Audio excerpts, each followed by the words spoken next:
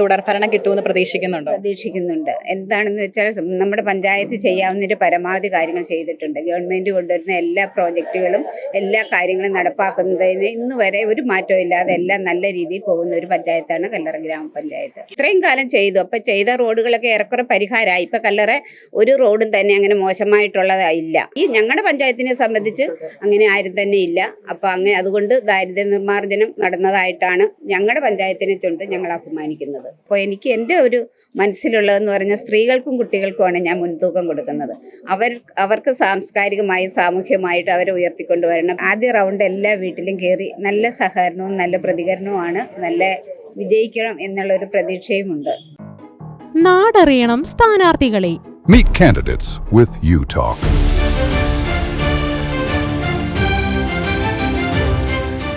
നമ്മുടെ കല്ലറ പഞ്ചായത്തിലെ 7ാം വാർഡിലെ CPIM സ്ഥാനാർത്ഥിയാണ് നമ്മളോടൊപ്പം ഉള്ളത്. അപ്പൊ നമുക്ക് സ്ഥാനാർത്ഥിയോട് കൂടുതൽ തെരഞ്ഞെടുപ്പിന്റെ കാര്യങ്ങളെ കുറിച്ചൊക്കെ ചോദിച്ചറിയാം. ചേച്ചി പേരെന്താണ്? എൻ്റെ പേര് മോളി രാജൻ. ആദ്യമായിട്ടാണോ മത്സരിക്കുന്നത്? ആദ്യമായിട്ടാണ്. അപ്പം തെരഞ്ഞെടുപ്പ് പ്രചാരണങ്ങളൊക്കെ എങ്ങനെ പോകുന്നു? ആദ്യ റൗണ്ട് എല്ലാ വീട്ടിലും കയറി നല്ല സഹകരണവും നല്ല പ്രതികരണവുമാണ്, നല്ല വിജയിക്കണം എന്നുള്ളൊരു പ്രതീക്ഷയുമുണ്ട്. നിലവില് LDFന്റെ ഭരണം തന്നെയാണ്. അപ്പം അത് തുടർഭരണം കിട്ടുമെന്ന് പ്രതീക്ഷിക്കുന്നുണ്ടോ? പ്രതീക്ഷിക്കുന്നുണ്ട്. എന്താണെന്ന് വെച്ചാൽ നമ്മുടെ പഞ്ചായത്ത് ചെയ്യാവുന്നതിന്റെ പരമാവധി കാര്യങ്ങൾ ചെയ്തിട്ടുണ്ട്. ഗവൺമെന്റ് കൊണ്ടുവരുന്ന എല്ലാ പ്രോജക്റ്റുകളും എല്ലാ കാര്യങ്ങളും നടപ്പാക്കുന്നതിന് ഇന്ന് വരെ ഒരു മാറ്റവും ഇല്ലാതെ എല്ലാം നല്ല രീതിയിൽ പോകുന്ന ഒരു പഞ്ചായത്താണ് കല്ലറ ഗ്രാമപഞ്ചായത്ത്. തെരഞ്ഞെടുപ്പിൽ വിജയിക്കുകയാണെങ്കിൽ കല്ലറയിലെ ജനങ്ങൾക്ക് വേണ്ടി എന്തൊക്കെയായിരിക്കും വികസനത്തിന്റെ ഭാഗമായിട്ട് കൊണ്ടുവരാൻ ഉദ്ദേശിക്കുന്നത്? വികസനത്തിന്റെ ഭാഗമായിട്ടെന്ന് പറഞ്ഞാൽ ഞാൻ പൊതുരംഗത്തൊക്കെ വർഷങ്ങളായിട്ട് പ്രവർത്തിക്കുന്നയാളാണ്. കുടുംബശ്രീ വന്ന കാലം തൊട്ട് കുടുംബശ്രീയിൽ എല്ലാ കാര്യങ്ങളിലും ADS, CDS ചെയർപേഴ്സണായിട്ടും ഇപ്പോൾ ADSന്റെ പ്രസിഡന്റായിട്ടും കുടുംബശ്രീയൊക്കെ ആയിട്ട് പ്രവർത്തിക്കുന്നു. അപ്പം നല്ല രീതിയിൽ ജനങ്ങളുമായിട്ട് സഹകരിക്കുന്നു. രാഷ്ട്രീയമായിട്ട് ഞാൻ മഹിളാ അസോസിയേഷൻ്റെ പ്രസിഡൻ്റായിരുന്നു, KSK2ൻ്റെ പ്രസിഡന്റ്, NREG വർക്കേഴ്സ് യൂണിയൻ്റെ എന്ന് വേണ്ട എല്ലാ കാര്യങ്ങളിലും സജീവമായിട്ട് നാട്ടിൽ പ്രവർത്തിക്കുന്ന ആളാണ്. അപ്പോൾ എനിക്ക് എൻ്റെ ഒരു മനസ്സിലുള്ളതെന്ന് പറഞ്ഞാൽ സ്ത്രീകൾക്കും കുട്ടികൾക്കുമാണ് ഞാൻ മുൻതൂക്കം കൊടുക്കുന്നത്. അവർക്ക് സാംസ്കാരികമായും സാമൂഹ്യമായിട്ട് അവരെ ഉയർത്തിക്കൊണ്ടുവരണം. പിന്നെ നമ്മുടെ കുട്ടികളെല്ലാം ഇപ്പം മയക്കുമരുന്ന് അങ്ങനെയുള്ള കാര്യങ്ങളിലേക്ക് പോകുന്ന ഒരു കാലമാണ്. അപ്പോൾ അതിനെതിരെ നമുക്ക് എന്ത് ചെയ്യാവോ? കുട്ടികളെ വിദ്യാഭ്യാസത്തിൽ ഊന്നൽ കൊടുത്തുകൊണ്ടും അതുപോലെ തന്നെ ഈ മയക്കുമരുന്ന് മാഫിയയിൽ നിന്നൊക്കെ കുട്ടികളെ രക്ഷിക്കണം. അതുപോലെ സ്ത്രീകൾക്കെതിരെ ഉള്ള എന്ത് അതിക്രമം കണ്ടാലും പ്രതികരിക്കുന്ന ആളുമാണ്. ഇനിയും മുന്നോട്ട് അവർക്ക് വേണ്ടി പ്രവർത്തിക്കണമെന്നാണ്. അതുപോലെ തന്നെ നമ്മുടെ ജയിച്ചു കഴിഞ്ഞാൽ നമ്മുടെ വാർഡിന് വേണ്ട എല്ലാ സഹായങ്ങളും ചെയ്യും. ഗവൺമെൻറ് കൊണ്ടുവന്ന എല്ലാ പദ്ധതികൾക്കും ഊന്നൽ നൽകി ഞാൻ പ്രവർത്തിക്കും. നമുക്ക് കല്ലറ നോക്കുകയാണെങ്കിൽ നമുക്ക് അറിയാൻ പറ്റും, റോഡിന്റെ ഒരുപാട് വിഷയങ്ങൾ വരുന്നുണ്ട്. ഇപ്പം വീടുകളിലേക്ക് പോകാൻ പലരോടും ഞങ്ങൾ സംസാരിച്ചപ്പോൾ പറഞ്ഞത് വീടുകളിലേക്ക് എത്തിപ്പെടാനായിട്ട് വെള്ളത്തിന്റെ ഒരു ബുദ്ധിമുട്ടും അങ്ങനത്തെ കാര്യങ്ങളൊക്കെ ഉണ്ട്. അപ്പം അതിനെയൊക്കെ ഇപ്പം LDF തന്നെയാണ് ഭരിക്കുന്നത്. അപ്പം അതിനൊന്നും ഒരു പരിഹാരം കാണുന്നില്ല. അപ്പം അതിനെക്കുറിച്ച് എന്താണ് പറയാനുള്ളത്? അത് പറഞ്ഞു കഴിഞ്ഞാൽ കല്ലറയുടെ പ്രത്യേകത എന്ന് പറഞ്ഞാൽ 3/1 പാടശേഖരവും തോടും ഒക്കെയാണ്. അപ്പോൾ വെള്ളക്കെട്ടുള്ള പ്രദേശമുണ്ട്, ഇല്ലാത്ത പ്രദേശമുണ്ട്. ഇവിടെയൊക്കെ ആണെങ്കിൽ നല്ലൊരു വെള്ളക്കെട്ടില്ല. അപ്പോൾ ഈ കല്ലറയിൽ മുണ്ടാർന്ന് പറഞ്ഞൊരു പ്രദേശമുണ്ട്. അവിടെ വെള്ളക്കെട്ടാണ്. അവിടെ താമസിക്കുന്ന ജനങ്ങൾക്കാണ് ഒത്തിരി പരാതികളുള്ളത്. അവരുടെ പരാതികൾ പരിഹരിക്കുന്നതിന് അവർക്ക് റോഡ് ആണ് മെയിനായിട്ട് വേണ്ടത്. അത് റോഡിൻ്റെ കാര്യങ്ങളൊക്കെ ഇപ്പോൾ ഏറെക്കുറെ ചെയ്തുകൊണ്ടിരിക്കുകയാണ്. അപ്പോൾ ഇനി അങ്ങനെയുള്ള പരാതികളുണ്ടെങ്കിൽ അതൊക്കെ കുറേ മാറ്റം വരും. ഇനി അങ്ങനെയുള്ളതൊക്കെ വരുമ്പോഴത്തേക്ക് ഇനി കുറേശ്ശെ ഇത്രയും കാലം ചെയ്തു. അപ്പോൾ ചെയ്ത റോഡുകളൊക്കെ ഏറെക്കുറെ പരിഹാരമായി. ഇപ്പോൾ കല്ലറ ഒരു റോഡും തന്നെ അങ്ങനെ മോശമായിട്ടുള്ളതായില്ല. എല്ലാ റോഡുകളും ഏറെക്കുറെ പണികളെല്ലാം പൂർത്തീകരിച്ച് നല്ല നിലയിൽ പോകുന്ന റോഡുകളാണ്. ഇപ്പോൾ ഏതാനും ഭാഗങ്ങൾ ഇത് ടെൻഡർ എടുത്തവരുടെ കുഴപ്പം കൊണ്ടും അതിൻ്റെ താമസങ്ങളേ ഉള്ളൂ. അപ്പോൾ ഇനിയുള്ളതൊക്കെ ചെയ്യും.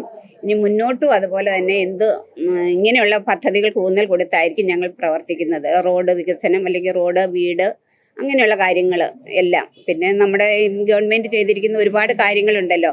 ഇപ്പോൾ പെൻഷനാണെങ്കിൽ 2000 രൂപ വർദ്ധിപ്പിച്ചു. അത് വലിയ കാര്യമാണ്. പാവപ്പെട്ട ജനങ്ങളെ സംബന്ധിച്ച് 2000 രൂപ കിട്ടുക. അതുപോലെ തന്നെ 35 വയസ്സിനും 60 വയസ്സിനും ഇടയ്ക്കുള്ള വനിതകൾക്ക് 1000 രൂപ പെൻഷൻ കൊടുക്കുന്ന ഒരു പദ്ധതി. അതൊന്നും ഇന്ന് വരെ ഒരു രാജ്യവും ചെയ്തിട്ടില്ല, ഒരു സംസ്ഥാനവും ചെയ്യാത്തൊരു കാര്യമാണ്. പിന്നെ അതുപോലെ തന്നെ ഞങ്ങൾക്ക് കുടുംബശ്രീയെ സംബന്ധിച്ച് പറയുകയാണെങ്കിൽ ADSകൾക്ക് 1000 രൂപ ഒരു ചെറിയ പ്രവർത്തന ഫണ്ട് പോലെ തന്നിട്ടുണ്ട്. അപ്പോൾ അതും വലിയ കാര്യമാണ്. കുടുംബശ്രീ എന്ന് പറയുമ്പോൾ കേരളത്തിന് തന്നെയല്ല, ഇന്ത്യക്ക് ലോകത്തിന് മാതൃകയുള്ള പ്രസ്ഥാനമാണ്. അപ്പോൾ ആ 1000 രൂപ വെച്ച് കുടുംബശ്രീയുടെ ADSകൾക്ക് കിട്ടുക എന്ന് പറഞ്ഞാൽ അതും ഒരു വലിയ മാറ്റമാണ്.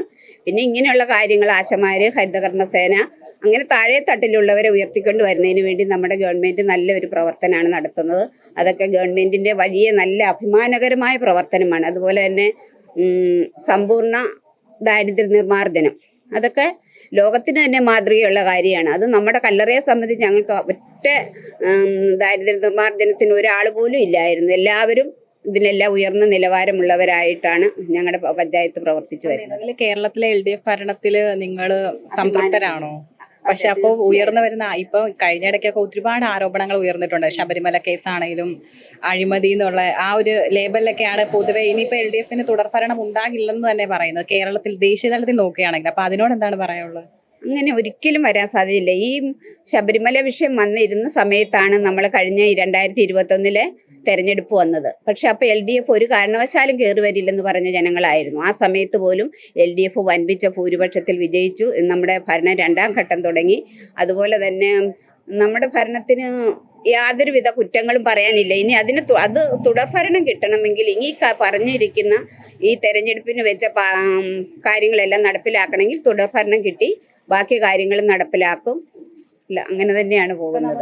ദാരിദ്ര്യ നിർമ്മാർജ്ജനത്തിന്റെ കാര്യം പറഞ്ഞു, കേരളം ദാരിദ്ര്യ വിമുക്തമാണെന്ന് പറഞ്ഞു. പക്ഷേ അതിൽ നിന്നും പിണറായി സർക്കാർ അത് പ്രഖ്യാപിച്ചതിന് ശേഷം പക്ഷേ കേന്ദ്രത്തിൽ നിന്ന് കിട്ടുന്ന ഫണ്ടുകൾ ഒരുപാട് ദാരിദ്ര്യ വിമുക്തമായതുകൊണ്ട് തന്നെ കേന്ദ്രത്തിൽ നിന്ന് ഫണ്ടുകൾ കിട്ടുന്നില്ലെന്നൊരു ആരോപണം പ്രതിപക്ഷം ഉന്നയിച്ചിട്ടുണ്ടായിരുന്നു. അപ്പോൾ അത് യാഥാർത്ഥ്യമല്ല. കാരണം കേരളത്തിൽ ഇനിയും ഒരുപാട് ദാരിദ്ര്യം, അതായത് കംപ്ലീറ്റ് ആയിട്ട് ദാരിദ്ര്യ വിമുക്തമാണെന്ന് പറയാൻ കഴിയില്ല. ഒരുപാട് ആളുകൾ ഇനിയും പട്ടിണി കിടക്കുന്നവരുണ്ട്, അതുപോലെ വീടില്ലാത്തവരുണ്ട്, അടിസ്ഥാന സൗകര്യങ്ങൾ ഇല്ലാത്തവരൊക്കെ ഉണ്ട്. അപ്പം അത് ചെയ്തതൊരു തെറ്റായിട്ട് തോന്നില്ലേ? അതെങ്ങനെ തെറ്റായിട്ട് വരും? ഈ പട്ടിണി കിടക്കുക എന്ന് പറഞ്ഞാൽ എല്ലാവർക്കും റേഷൻ കാർഡ് ഇല്ലാത്തവർക്ക് റേഷൻ കാർഡ് ഉണ്ടാക്കി കൊടുത്തു, പെൻഷൻ കിട്ടാത്തവർക്ക് പെൻഷൻ കൊടുത്തു. ഒരു വീട്ടിൽ ഒരു പെൻഷനുള്ള ഒരാളുണ്ടെങ്കിൽ അവർക്ക് അരിയും കിട്ടുമ്പോഴത്തേക്ക് അവരുടെ ദാരിദ്ര്യം, ഒരു നേരമെങ്കിലും ഭക്ഷണം കഴിക്കാതെ കിടക്കുന്നവരുണ്ടോ എന്നാണ് നോക്കുന്നത്. അവർക്ക് കിടപ്പാടുണ്ടോ, ഭക്ഷണം കിട്ടാൻ മാർഗമുണ്ടോ, അല്ലെങ്കിൽ അതൊക്കെയാണ് നോക്കുന്നത്. അപ്പോൾ ഈ 1000 രൂപ വെച്ചിപ്പോൾ ഈ 35 വയസ്സിനും 60 വയസ്സിനും ഉള്ള വീട്ടമ്മമാർക്കൂടെ കൊടുക്കുമ്പോൾ ആ വീട്ടിലുള്ള ദാരിദ്ര്യമൊക്കെ പൂർണ്ണമായും തുടച്ചു നീക്കാൻ പറ്റും. പിന്നെ സ്വന്തമായിട്ട് വസ്തുവില്ല, അതുണ്ടാകാനുള്ള കാര്യങ്ങളൊക്കെ ചെയ്തു കൊടുത്തിട്ടും അത് സ്വന്തമായിട്ട് ആധാരങ്ങൾ ഉണ്ടാകും. അതുപോലെയുള്ള ഇത് ഇല്ലാതെ എന്തെങ്കിലും ഇതുള്ളവർക്ക് മാത്രം അങ്ങനെ കിടപ്പുള്ളൂ. അല്ലാത്തവർക്കെല്ലാം തന്നെ ചെയ്തു കൊടുത്തിട്ടുണ്ട്. അങ്ങനെയുള്ളവരുണ്ടെങ്കിൽ അതാത് പഞ്ചായത്തിൻ്റെ അധീനതയിൽപ്പെട്ടവരെ നോക്കേണ്ടത് ആ പഞ്ചായത്ത് ഭരണസമിതിയാണ്. അപ്പം അങ്ങനെയുള്ളവർ ഈ ഞങ്ങളുടെ പഞ്ചായത്തിനെ സംബന്ധിച്ച് അങ്ങനെ ആരും തന്നെ ഇല്ല. അപ്പം അതുകൊണ്ട് ദാരിദ്ര്യ നിർമ്മാർജ്ജനം നടന്നതായിട്ടാണ് ഞങ്ങളുടെ പഞ്ചായത്തിനെ കൊണ്ട് ഞങ്ങൾ അഭിമാനിക്കുന്നത്. തിരഞ്ഞെടുപ്പിന്റെ എല്ലാവിധ ആശംസകളും നേരുന്നു. ആയിക്കോട്ടെ, താങ്ക് യു.